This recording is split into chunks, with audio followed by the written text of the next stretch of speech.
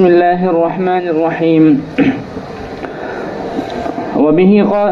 وبه قال حدثنا زهير بن حرب ومحمد بن المثنى قال حدثنا يحيى وهو القطان قال وحدثنا أبو بكر بن أبي شيبة رضي الله عنه قال أخبرنا محمد بن بشر قال وحدثنا ابن نمير قال حدثنا أبي كلهم عن عبيد الله عن نافع عن ابن عمر رضي الله عنهما عن النبي صلى الله عليه وسلم قال وحدثني زهير بن حرب وعلي بن جحر وعلي بن حجر قال حدثنا إسماعيل قال وحدثنا أبو الربيع وأبو كامل قال حدثنا حماد وهو ابن زيد جميعا عن أيوب عن نافع عن ابن عمر رضي الله عنهما عن النبي صلى الله عليه وسلم وحدثنا ابن المثنى وابن أبي عمر قال حدثنا عبد الوهاب قال سمعت يحيى بن سعيد قال وحدثنا ابن رافع قال حدثنا ابن أبي فديك قال أخبرنا الضحاك كلاهما عن نافع عن ابن عمر رضي الله عنهما عن النبي صلى الله عليه وسلم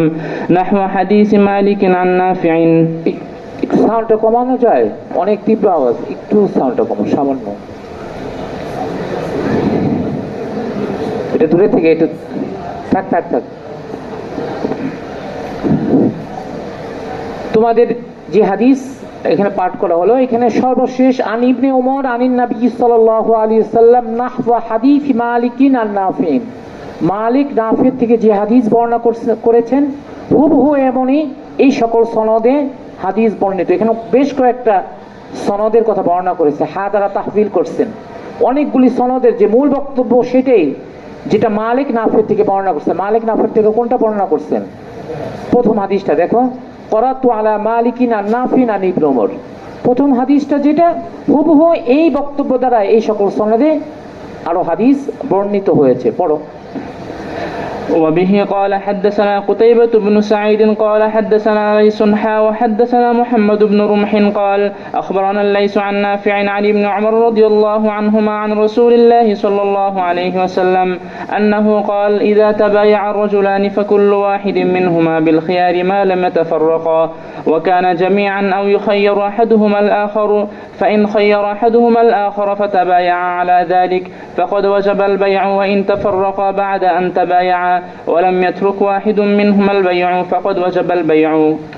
হাদিসের তরজমা মানে বাইয়ের আরো সবিস্তারের রূপটা তুলে ধরলো। কল ইদা তাবাইয়া আর-রাজুলান, যখন দু ব্যক্তি ক্রয় বিক্রয় সম্পন্ন করে, ফাকুল্লু ওয়াহিদিন মিনহুমা বিল খিয়ার মা লাম ইয়াতাফাররাকা, উভয়ের জন্যই ভঙ্গ করার অধিকার থেকে যে পর্যন্ত তারা পৃথক না হয়। ওয়াকানা জামিয়ান, উভয়ই উপস্থিত। আও ইউখাইয়িরু, উভয়ের জন্য হবে আও ইউখাইয়িরু আহাদুহুমা আল আখর, অথবা উভয়ের জন্য নয়, একজন অপরজনকে যখন ইখতিয়ার দিবে, অধিকার দিবে, তোমার অধিকার আছে ফসক করার। ফাইন খাইয়ারা আহাদুহুমা আল আখর, যদি ক্রেতা বিক্রেতা একজন অপরজনকে ফসক করার অধিকার দেয়, ফাতাবাইয়া আলা যালিক, অধিকার আছে ফসক করার, এই কথার উপর ক্রয় বিক্রয় সম্পন্ন হয়। অর্থাৎ যে অন্যান্য যে খেয়ারে শর্ত থাকে, খেয়ারে আইব থাকে, খেয়ারে রুইয়ত থাকে, এগুলোর উপর ক্রয় বিক্রয় সম্পন্ন হয়। ফাকাদ ওয়াজাবাল বাইউ, তখনই ব্যয় সম্পন্ন হয়ে যায়। ওয়া ইন তাফাররাকা বা'দা আন তাবাইয়া, যদিও ক্রয় বিক্রয় করার পর তারা পৃথক হয়ে যায়। ওয়ালাম ইয়াতরুক ওয়াহিদুম মিনহুমাল বাই, পৃথক হয়ে গেল অথচ কেউ বাইকে পরিত্যাগ করলো না, মানে দুজনই আছে, কথা সম্পন্ন হলো, দুজন পৃথক হয়ে গেল, কেউ ইতিমধ্যে ক্রয় বিক্রয়কে ফসক করে নাই। ফাকাদ ওয়াজাবাল বাইউ, তখনও ক্রয় বিক্রয়টা ওয়াজিব হয়ে যাবে, মানে পুরোপুরি সম্পন্ন হয়ে যাবে। তখন আর ইচ্ছে করলে ক্রয় বিক্রয়কে ফসক করার অধিকার থাকবে না বা রাখবে না। পড়ো। وبه قال حدثني زهير بن حرب وابن أبي عمر كلاهما عن سفيان قال زهير حدثنا سفيان بن عيينة عن ابن جريج قال أملى علي نافع سمع عبد الله بن عمر رضي الله عنهما يقول قال رسول الله صلى الله عليه وسلم إذا تبايع المتبايعان بالبيع فكل واحد منهما بالخيار من بيعه ما لم يتفرقا أو يكون بيعهما عن خيار فإذا كان بيعهما عن خيار فقد وجب. তারপরে পড়ো এক زاد ابن أبي عمر في روايته قال نافع فكان إذا بايع رجلا فأراد أن لا يقيله قام فمشاه هيئة ثم رجع إليه. এখানে একটা কৌশলের অবলম্বন করছে, দেখো এটা শিখাচ্ছে কৌশল। ক্রয় বিক্রয় সম্পূর্ণ হওয়ার পর যারা মনে করে খিয়ারে মাজলিসের অস্তিত্ব রয়েছে তাদের জন্য এই ব্যাখ্যা। ধরো ওই যে একই মেসাল, রমজানে আমি কোনো ক্রয় বিক্রয় করলাম, হঠাৎ আমার মনে হলো যে এখানে কে জিতে গেছে, আমি খুব বেশি জিতে গেছি, রমজানে এখনো ব্যাপারটা উপলব্ধি করতে পারে না, আমার ইচ্ছে হলো এটা থাকুক, এই ক্রয় বিক্রয়টা এটা ভেঙে না পড়ুক, ভেঙে না দেখ রমজান, ভেঙে দিলে তো আমার লস, যেহেতু আমি খুব লাভে কার কাছে বিক্রি করে দিছি, রমজানের কাছে এটা উপলব্ধি আমার। আর খেয়ারে মজলিস আছে, তো এই খেয়ারে মজলিস কয়টা পর্যন্ত? 9টা 15 পর্যন্ত ধরো। তো এই মুহূর্তে কি করণীয়, কি করলে আমার লাভটা ঠিক থাকবে? ইচ্ছে করলে আমি এখন পূর্ণ বাজারে দিতে পারবো? কি করতে পারবো? অন্যবিষয় তো আমাদের ব্যাখ্যা অনুযায়ী বলতেছে, হাদিসের জহির মান অনুযায়ী তো মাজলিস যে পর্যন্ত আছে, সে মাজলিস মানে সবাই মিলে উপস্থিত এমন না, তোমার আমার ক্রেতা বিক্রেতা যতক্ষণ পর্যন্ত একই জায়গায় বসে আছি ততক্ষণ পর্যন্ত খেয়ারে মজলিস। আমি বুঝাতে যে তোমাদের সকলের কথা বলি, তখন কি করণীয়? কিংবা তোমাদের সকলের সাথে ক্রয় বিক্রয় হলো, তোমাদের কাছে একটা পণ্য বিক্রি করে দিলাম, কি করতে হবে? আমার উঠে চলে যেতে হবে, উঠে চলে আবার এসে বসতে হবে, তাহলে কি হয়ে গেল? খেয়ারে মজলিস পরিবর্তন। এখন আর ইচ্ছে করলে তোমরা সবাই মিলেও যদি পরামর্শ করে চেষ্টা করো, আইনগতভাবে তোমরা আর কি করতে পারবে না, এটা ভঙ্গ করতে পারবা না, আইনগতভাবে পারবা না। ঠিক আছে, এটি একদম শিখিয়ে দিচ্ছে। ইদা তাবায়াল মুতাবাইয়ানি বিল বাই,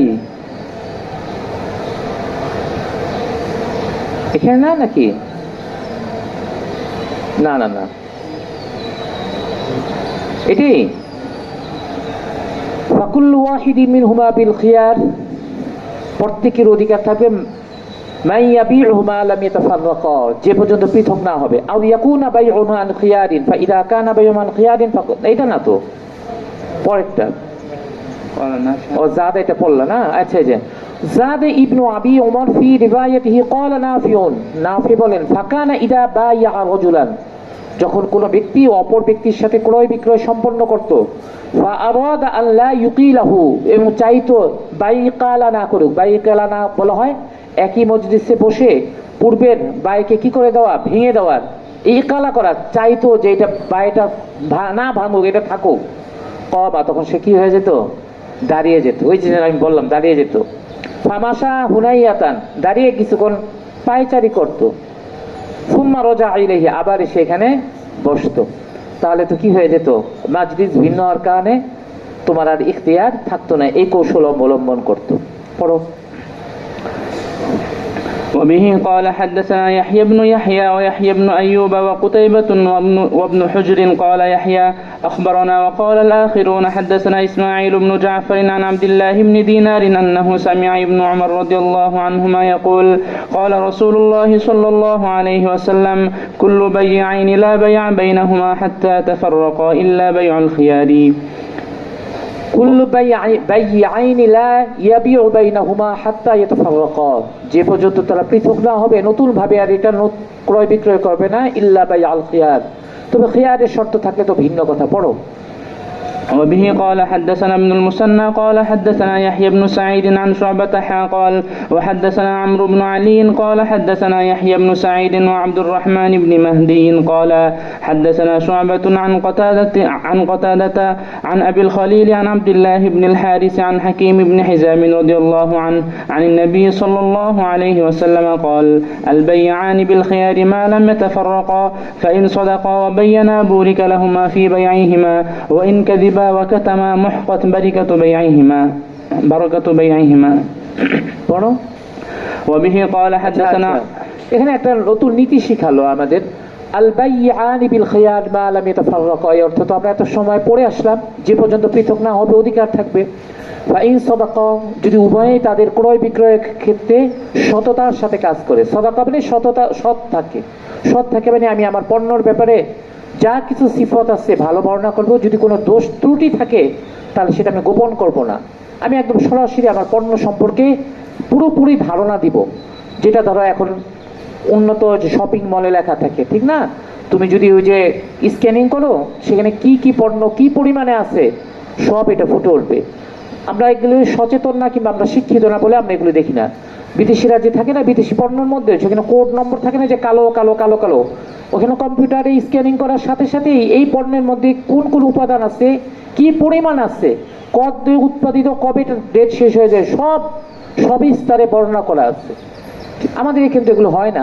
আমাদের এখানে পর্যন্ত এক্সপায়ার ডেট উঠে আবার নতুনভাবে কি করে আমরা দিয়ে দিই না। এবং এটা কি ভালো ভালো প্রতিষ্ঠানে, এবং সবচেয়ে দুঃখজনক বাংলাদেশটা জীবন রক্ষাকারী ঔষধ ক্ষেত্রে, বিক্রি করার ক্ষেত্রে, বিপণনের ক্ষেত্রে, উৎপন্ন করার ক্ষেত্রে, বিপণনের ক্ষেত্রে উল্লেখযোগ্য প্রতিষ্ঠান হলো লাস ফার্মা। আমরা সবাই আস্থা রাখি লাস ফার্মার উপর। আজ থেকে 3-4 বছর আগে, আরো আগে, লাস ফার্মার 65টা ঔষধ একদম মেয়াদ উত্তীর্ণ অথবা ভেজাল পাইছে। মেয়াদ উত্তীর্ণ ভেজাল, যার উপর সবচেয়ে বড় আস্থা তারা হইলো এই কাজটা করে। এবং ওই যে 10 পাওয়ার থাকে না, দেখলে এগুলোর ভিতর দেখা যাচ্ছে যেখানে 10 পাওয়ার মানে থাকার কথা, সেখানে দেওয়া আছে 2 পাওয়ার, 1 পাওয়ার। 65টা, এরকম 65টার উপর তারা জরিপ চাইছে। মানে যেটা জীবন রক্ষা করবে সেটাই কি মানে ভেজাল দিয়ে রাখছে। মানে বাংলাদেশে যারা ব্যবসা করে, অসৎ ব্যবসা করে একদম সবাই দেখবা, বড় বড় প্রতিষ্ঠান যারা, সবারই একটা আছে, হাসপাতাল আছে। সব বড় বড় শিল্প কোম্পানি, তাদের প্রত্যেকেরই একটা হাসপাতাল আছে। মানে আগে তারা ভেজাল খাওয়ায় তোমাদের কি করবে, অসুস্থ করবে, আবার তোমরা যেই ওখানে যাবো ওইখানে আরো ভেজাল ওষুধ দিয়ে আরো দীর্ঘায়িত করবে। এটাই কিন্তু বাস্তব চিত্র, এটা দুষ্টমির কথা না, এটাই সত্য কথা। বিদেশ যারা থাকে তারা অবাক হয়ে যায়, তোমরা কি বিষ খাচ্ছ, কি বিষ খাচ্ছ, কিভাবে যে তোমরা আসছো। ওই যে অনেকে বলে না যে বাংলাদেশে মানুষ আসলে কি হয়ে যায়, নাস্তিক হলেও কি হয়ে যায়, আস্তিক হয়ে যায়, আল্লাহ বিশ্বাসী হয়ে যায়। কারণ এত অনিয়মের পরও দেশ একটা টিকে থাকে কিভাবে, নিশ্চয়ই কেউ একজন কি করতেছে, এটা মানে পরিচালনা করতেছে, রক্ষা করতেছে। এই দেখে অনেকে কি হয়ে যায়, আস্তিক হয়ে যায়, অনেকে দুষ্টমি করে বলে। বাস্তবিক অর্থে আমরা যা খাচ্ছি, এই যে ক্যান্সার, একজন ডাক্তার সেদিন বললেন 10 বছর পর আল্লাহ মাফ করুক ঘরে ঘরে ক্যান্সার হবে। এবং এইটা দেখবা, আমরা আগে এরকম শুনতাম না ক্যান্সার। আমি ক্যান্সার আক্রান্ত অল্প দেখি, অনেক পরিচিত মানুষের ক্যান্সার, হয়তো আমরা খবর রাখতাম না এতটা, এখন দেখি এতটাই।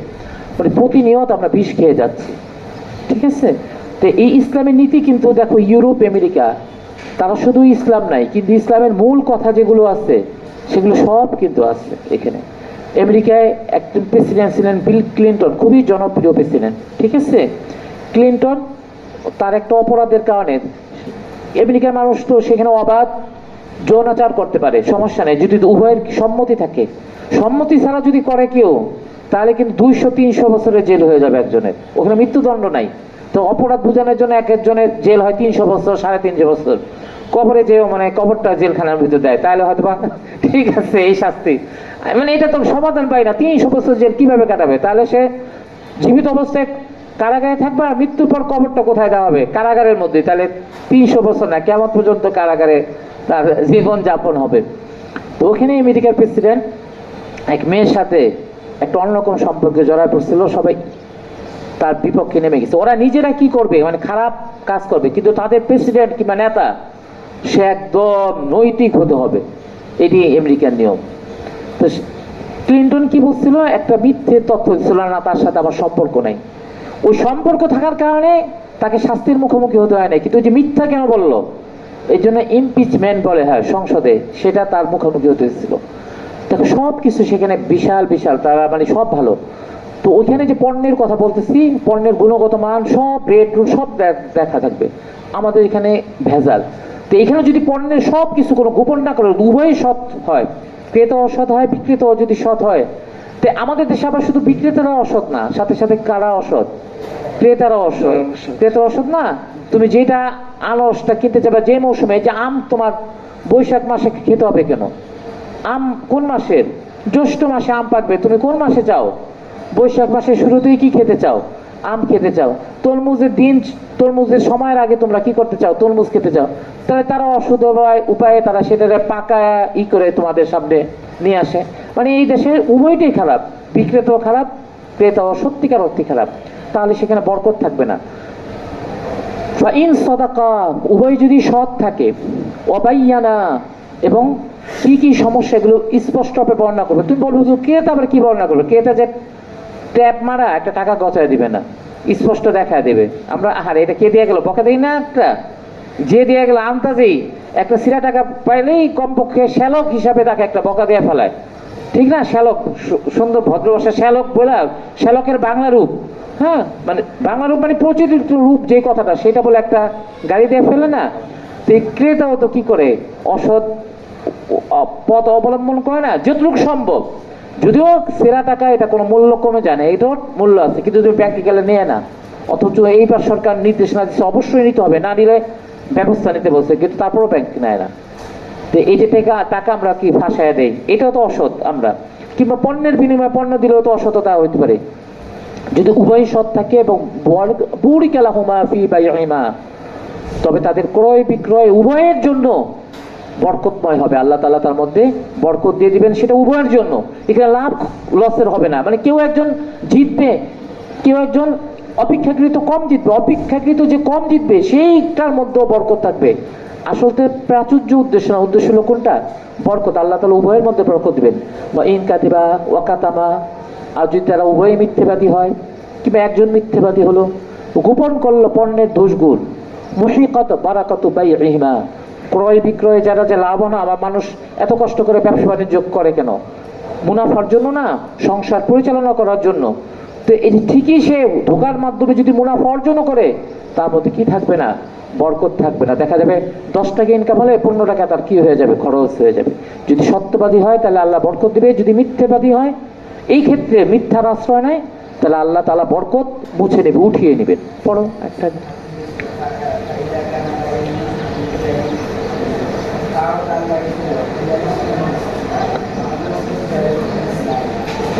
এটা আমাদের না, এটা তাদের ব্যাখ্যা, যারা মনে খেয়ারে মজলিস আছে, তা আমাদেরও তো। যদি আমরা তুমি মনে করি আমরা বলে এখানে ইদারা মুরাদ হলো কোনটা?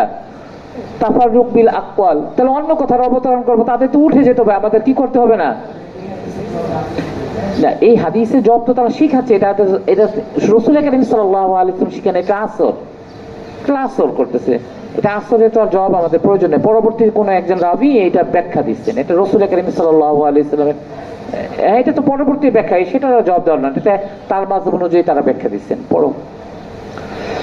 وبه قال حدثنا عمرو بن علي قال حدثنا عبد الرحمن بن مهدي قال حدثنا همام عن أبي التياح قال سمعت عبد الله بن الحارث يحدث عن حكيم بن حزام رضي الله عنه عن النبي صلى الله عليه وسلم بمثله.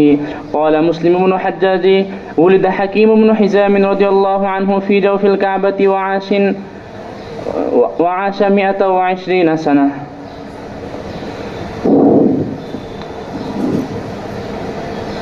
قال مسلم بن الحجاج, মানে নিজের কথা বলতেছেন, নিজেই বলতেছেন, ওয়ালিদ হাকিম ইবনে হিজাম, এই হাদিসটা হাকিম ইবনে হিজাম রাদিয়াল্লাহু তাআলা আনহু থেকে বর্ণিত। ফি জাওফিল কাবা, কাবা ঘিরে, কাবার অভ্যন্তরে তিনি জন্ম লাভ করেন। ওয়াআশা 120 সানা, এবং তিনি 120 বছর জীবিত ছিলেন। এটা যদি একটু ব্যতিক্রমী ঘটনা, কাবার গৃহে অভ্যন্তরে জন্মগ্রহণ করেন। হয়তো তওয়াফ করার সময় তার মা ওই সময় অসুস্থ হয়ে পড়েন, সেই সময় জন্ম নেন। এখন আমাদের জন্ম হয় না, দেখো ট্রেনে জন্ম হয়, বাসে জন্ম হয়, কোথায় জন্ম হয়? লঞ্চে জন্ম হয়। লঞ্চে জন্ম হলে বলে যে সারা জীবন তার লঞ্চ ভাড়া হলো কি ফ্রি, এরকম একটা প্রচারের জন্য এরকম দেখো না তোমরা পত্র পত্রিকা, এগুলো হয়। তো এটা তো নির্দিষ্ট সময় না, ওই সময়ই জন্ম নিবে, ঠিক আছে? তোমরা বলতে পারো, প্রশ্ন আছে, হুজুর ওই সময় যেহেতু, তাহলে কেন তিনি তাওয়াফ করতে যাবেন? তো এটা জেনে রাখো, এগুলো কোনো নির্দিষ্ট সময় নেই, ঠিক আছে? একদম নির্দিষ্ট 10 মাস পরেই জন্ম নেবে এরকম নয়। এটা আলামত কখনো কখনো 9 মাস হয়, কখনো 8 মাস হয়, কখনো সুস্থ থাকে, কিন্তু হয়তো পারিপার্শ্বিক কারণে সেই সময় গর্ভপাত হয়ে যায় কিংবা প্রসব করে ফেলে। যাই হোক, হাকিম ইবনে হিজাম রাদিয়াল্লাহু তাআলা আনহু কাবার অভ্যন্তরে জন্ম নিয়েছিলেন এবং তিনি ব্যতিক্রমে 120 বছর পর্যন্ত জীবিত ছিলেন। এই যে এই হাদিসটা পড়লে ভালো হতো, কিন্তু সময় নেই তোমাদের। এটা পরেরটা অনেক বিশাল আলোচনা, আর এই হাদিসটা একদম মজার হাদিস। সামনে মাই ইউদাউ ফিল বাই, তোমরা তো শুরু করে দেবে। থাক।